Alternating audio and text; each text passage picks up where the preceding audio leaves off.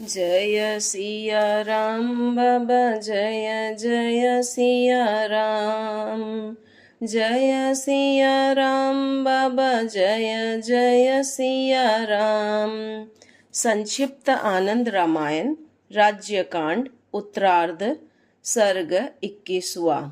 चैत्र मास में सरयू जी में स्नान करने के लिए आई हुई स्त्रियों का सीता जी से उनके मांगलिक पानी ग्रहण महोत्सव के विषय में सुनने की जिज्ञासा करना।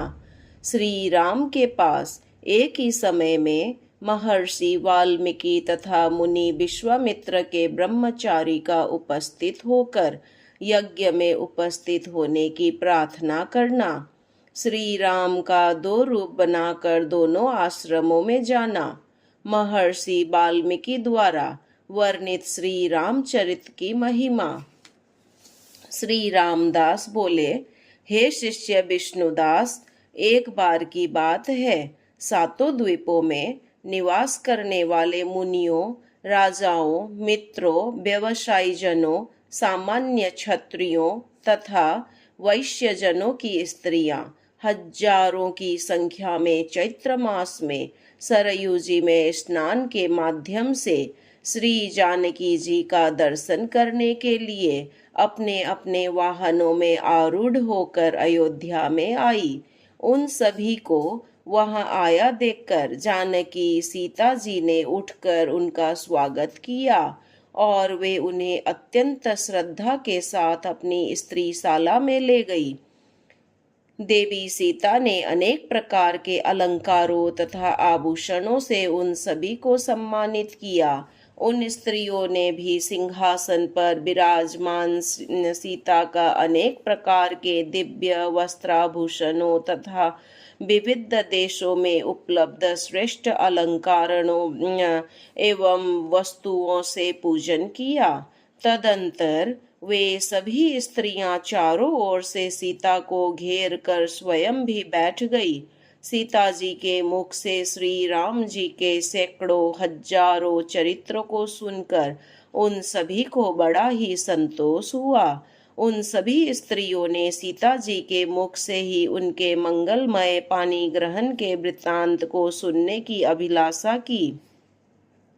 मुस्कुराते हुए वे सभी स्त्रियां विदेहजा सीता जी से कहने लगी, हम लोग आपके पानी ग्रहण महोत्सव के विषय में सुनना चाहती हैं, अतः हे सीते, आप विस्तार से उसे बताने की कृपा करें। उन सभी के इस प्रकार के वचनों को सुनकर सीता जी कुछ लज्जित हो उठी और उन्होंने स्वर्णाभूषणों से मंडित अपनी प्रिय सखी तुलसी को यह सब बताने के लिए संकेत किया। तुलसी कहने लगी, हे श्रेष्ठ नारियों, आप सभी उत्तम पानी ग्रहण महोत्सव के विषय में सुने। मैं आप लोगों की प्रसन्नता के लिए संक्षेप में जानकी जी के विवाह महोत्सव का वर्णन करती हूँ, जो महान मंगल को प्रदान करने वाला है। इसका श्रवण करने से पुण्य की वृद्धि होती है। मुनि विश्वामित्र जी अयोध्यापुरी से भाई लक्ष्मण साथ श्री राम को अपने आश्रम में ले आए। वहां उन्होंने राक्षसों की सेना का संहार किया। तब मुनि विश्वामित्र जी ने निर्विघ्न अपने यज्ञ को पूर्ण किया। तदंतर दोनों भाइयों ने रथ पर बैठकर मुनि विश्वामित्र के साथ जनक जी की नगरी मिथिला की ओर प्रस्थान किया। मिथिला के मार्ग में जाते समय मुनि विश्वामित्र जी ने साप के कारण शिला बनी हुई महर्षि गौतम की पत्नी अहिल्या को श्री राम के चरणों का स्पर्श कराकर गतकल्मषः बनाकर उसका उद्धार करवा दिया। तदंतर श्री राम भाई लक्ष्मण को साथ लेकर विश्वामित्र जी के साथ जनकपुर में गए। तदंतर मुनि विश्वामित्र से धनुर्भंग की आज्ञा प्राप्त कर श्री राम ने भगवान शिव के उस धनुष को प्रणाम किया और क्षण भर में ही उसके 3 टुकड़े कर डाले।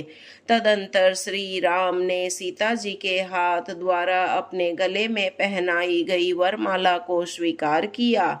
इसके उपरांत उन्होंने मिथिलापुरी में ही अपना तथा लक्ष्मण आदि अपने भाइयों का मंगल विवाह संपन्न किया। विवाह के उपरांत माता पिता तथा पत्नी सीता आदि के साथ राघव श्री राम ने राजा जनक द्वारा अत्यंत पूजित सम्मानित होकर मिथिला से अपनी पूरी अयोध्या की ओर प्रस्थान किया। मार्ग में उन्हें क्रुद्ध हुए मुनि परशुराम जी मिले। तब श्री राम ने जमदग्नि जी के पुत्र परशुराम जी के वैष्णव धनुष को लीला पूर्वक चढ़ाकर उनके दर्प को दूर किया। हे नारियों, आप सभी ने जिस कौतूहल के साथ सीता के विवाह के विषय में पूछा था वह सब मैंने संक्षेप में आपको बताया। यह वृत्तांत श्रवण करने से सभी प्रकार के मंगलों को प्रदान करने वाला है।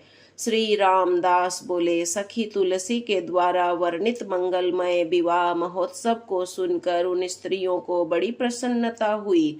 उन्होंने प्रसन्न होकर पुनः सीताजी की पूजा की। सीताजी ने भी उन सभी को सम्मानित किया।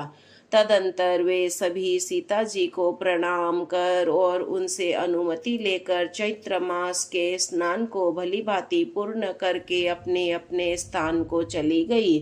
हे शिष्य विष्णुदास, एक बार की बात है, गुरु महर्षि वशिष्ठ के समीप बैठे हुए श्री राम के सामने लव स्थित थे। महर्षि वशिष्ठ पुराणों की कथा सुना रहे थे। उस समय सभी लोग भी सुन सके, इस दृष्टि से लव ने गुरु वशिष्ठ जी से प्रश्न किया, हे गुरु, मैं आपसे कुछ पूछना चाहता हूँ, उसे आप बताने की कृपा करें। हे मुनीश्वर, ऐसा देखा जाता है कि सब ग्रंथों के पत्र पर एक ओर श्री शब्द तथा दूसरी ओर राम यह लिखा रहता है। ऐसा क्यों किया जाता है? इस बात को आप मुझे बताएं। लव के इस प्रश्न को सुनकर वशिष्ठ जी उससे कहने लगे। वशिष्ठ जी बोले, हे वत्स, तुमने बहुत अच्छी बात पूछी है। इससे बहुत से लोगों का संदेह दूर हो जाएगा। पूर्व काल की बात है, महर्षि वेदव्यास जी ने श्री रामचरित्र को आधार बनाकर ही 18 पुराण तथा उप पुराणों की रचना की। फिर उसी के आधार पर अन्य मुनियों ने 6 शास्त्रों का अनेक प्रकार से प्रणयन किया। सभी ग्रंथों के श्लोक श्री रामचरित्र से ही बने हैं। इस बात को बताने के लिए ही पुस्तक के एक ओर श्री शब्द और दूसरी ओर राम यह शब्द लिखा जाता है। इन्हीं शब्दों को देखकर संसार के सभी लोग ये जान जाएंगे कि पुस्तक में जो श्री राम शब्द लिखा है उसका तात्पर्य यह है कि सभी ग्रंथ श्री रामचरित के अंतर्गत ही है। व्यास आदि रामचरित के आधार पर ही पृथक पृथक ग्रंथों की रचना की। हे बालक, इसी बात की सूचना देने के लिए ऐसा लिखा जाता है। सभी ग्रंथों के प्रत्येक पत्र पर श्री और राम संसार में लेखकों द्वारा लिखा जाता है। हे लव, इसमें एक दूसरा कारण भी है, वह मैं तुम्हें बताता हूँ, तुम सुनो। ग्रंथकारों के द्वारा अज्ञानवश अथवा भ्रांति से ग्रंथ के पत्र में जो कुछ अशुद्ध लिख दिया जाता है वह अशुद्धि दूर हो जाए, इस बुद्धि से ग्रंथ के प्रत्येक पत्र में श्री राम यह शब्द सर्वत्र लिख दिया जाता है। लेखकों के द्वारा पत्र में श्री राम यह शब्द लिखने से वह पत्र शुद्ध हो जाता है और लेखक को अशुद्ध लिखने का कोई दोष भी नहीं लगता। हे लव, यह मैं सत्य बात तुम्हें बतला रहा हूँ। गुरु महर्षि वशिष्ठ जी के इस समाधान को सुनकर लव ने उन्हें प्रणाम किया। लव का संदेह सब प्रकार से दूर हो चुका था। तब लव प्रसन्न हो मौन हो वही स्थित हो गए। श्री रामदास बोले, हे शिष्य विष्णुदास, अब मैं श्री रामचरित से संबंध एक दूसरे कथानक को तुम्हारे समक्ष वर्णन करता हूँ, जो महान कौतूहल उत्पन्न करने वाला है। एक समय की बात है, राघवेंद्र श्री राम सिंहासन पर विराजमान थे। लक्ष्मण आदि बंधु पुत्र मंत्रीगण तथा समस्त पूर्ववासी राजसभा में उपस्थित थे। उसी समय एक युवा ब्रह्मचारी वहां आए। उन्होंने हाथ में दंड एवं कमंडलू धारण किया हुआ था। पवित्र मृग चर्म वे लिए हुए थे। उन्होंने गेरुए रंग के वस्त्रों को धारण किया हुआ था और व्रत परायण थे। उन्हें देखकर श्रीमान राघव अपने सिंहासन से उतर पड़े और आगे जाकर उन्हें प्रणाम किया तथा एक श्रेष्ठ आसन पर उन्हें बैठाया। श्री राम ने भली भांति उनका पूजन किया और गौ उन्हें समर्पित की। इस प्रकार से पूजित हुए उन विप्र से श्री राम ने कहा, हे विप्र, आज मैं धन्य हो गया जो कि आपके दर्शन मुझे प्राप्त हुए। मुझे कुछ सेवा करने की आज्ञा प्रदान कीजिए। कृपया यह बताइए कि किस कारण से आपका आगमन हुआ है। श्री राम जी के इन वचनों को सुनकर ब्रह्मचारी कहने लगे, हे राघव, मुझे महर्षि वाल्मीकि जी ने जिस प्रयोजन से आपके पास भेजा है उसे आप सुने। हे राजेंद्र, महामुनि वाल्मीकि जी एक महायज्ञ संपन्न करना चाहते हैं, अतः आपको आमंत्रित करने के लिए उन्होंने मुझे शीघ्र ही आपके पास इस प्रकार का संदेश देकर भेजा है। हे प्रभु, यज्ञ का शुभ मुहूर्त आज ही है, अतः आप सीता जी तथा भाइयों सहित शीघ्र ही पधारे। श्री राम को यह संदेश ब्रह्मचारी जी सभा में सुना ही रहे थे कि एक दूसरे ब्रह्मचारी वहां आ उपस्थित हुए। वे गाधी पुत्र महर्षि विश्वामित्र जी के आश्रम से आए थे। उन श्रेष्ठ ब्राह्मणों को देखकर पूर्व की भांति श्री राम ने अपने आसन से उठ खड़े होकर आगे जाकर उन्हें एक आसन पर बिठाकर आदर पूर्वक उनकी पूजा की। तदंतर उनके समक्ष स्थित होकर श्री राम ने उनसे कहा, हे मुने, जिस प्रयोजन से आपने यहाँ आने का कष्ट उठाया है उसे मुझे बताने की कृपा करें। श्री राम जी के इस प्रकार के वचनों को सुनकर ब्रह्मचारी उनसे कहने लगे, हे राम, मुझे मुनि विश्वामित्र जी ने शीघ्रता पूर्वक आपके पास भेजा है। हे राघव, मुनि विश्वामित्र जी एक महान यज्ञ करना चाहते हैं। उन्होंने ही मुझे आपको बुलाने के लिए आपके पास भेजा है। अतः हे प्रभु, आप शीघ्र ही उनके आश्रम के लिए प्रस्थान करें। उन दोनों ब्रह्मचारियों का वचन सुनकर रघुत्तम श्री राम हंसने लगे और दोनों से कहा, ठीक है, हम चलेंगे। श्री राम जी की यह बात सुनकर सभी लोग आश्चर्य में पड़ गए और आपस में इस प्रकार कहने लगे, देखें श्री राम आज कैसे उन दोनों के साथ पृथक पृथक उन दोनों यज्ञों में जाएंगे। कुछ लोग कहने लगे, श्री राम के लिए क्या असंभव है, वे क्या नहीं कर सकते।